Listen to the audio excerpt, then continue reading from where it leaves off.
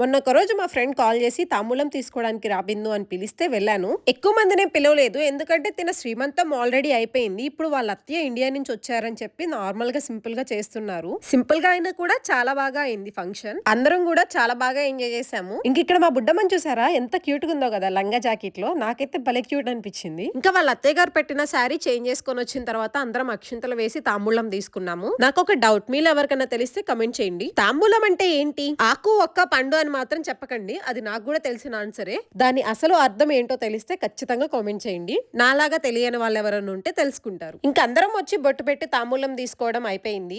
మీరందరూ కూడా మా ఫ్రెండ్ ని బ్లెస్ చేయండి, డెలివరీ మంచిగా అయ్యి ఇద్దరు సేఫ్ గా ఉండాలని. అందరం తాంబూలం తీసుకున్న తర్వాత గ్రూప్ ఫొటోస్ అయితే దిగేసాము కొన్ని. ఇంకిప్పుడు తనని హారతిచ్చి లేపాలంట, సో అందుకనే అందరం కలిసి హారతిచ్చి లేపాము. ఇలా జరిగింది మా ఫ్రెండ్ ఫంక్షన్. మీకు ఎలా అనిపించిందో కమెంట్ చేయండి. ఇంక ఇక్కడైతే మా ఆంటీ మా కోసం పులిహోర చేశారు, తిని స్టార్ట్ అయ్యాము.